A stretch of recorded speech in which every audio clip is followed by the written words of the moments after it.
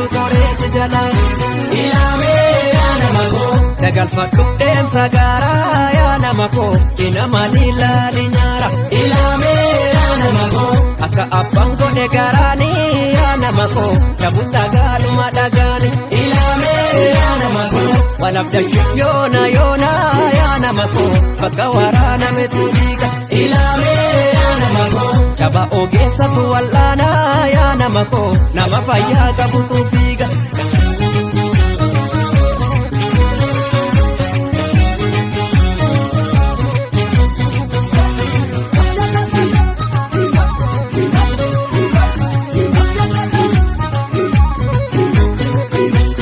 Jabaatanii ta'u jaba fardabbaa leenjisa tolcha utubaan cimaadhuma wayyaa godaanas kan kee qabu bulcha isaffaan kaleessatti ciche ilmi.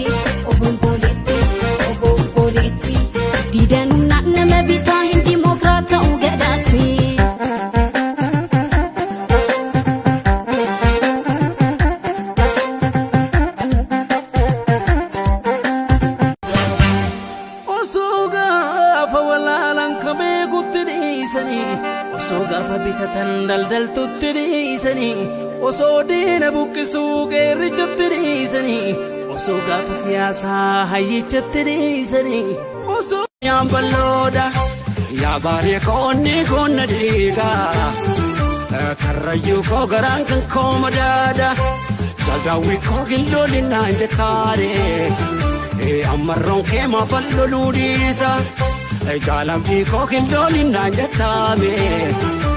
Goolichi kee maafan loluu dhiisa yaa surraa koo gilloolinnaan jechuun onnee koo bebeessa silaas koo bachuudha walloo waliin kaanee falmachuudha.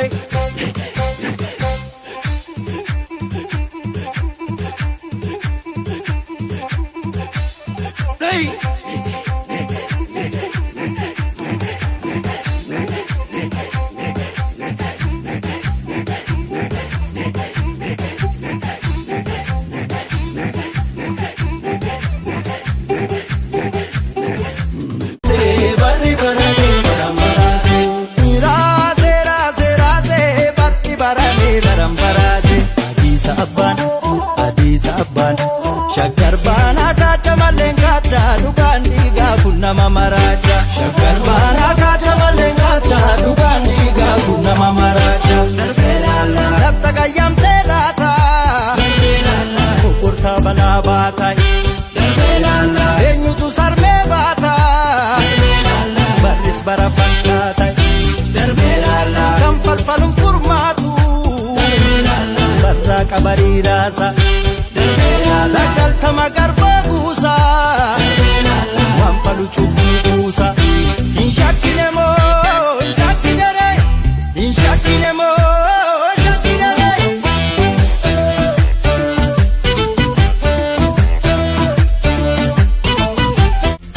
barakari parenga dain bubesa harana modu mechae de mesa Fatera rae mandiha bisa mali wanesa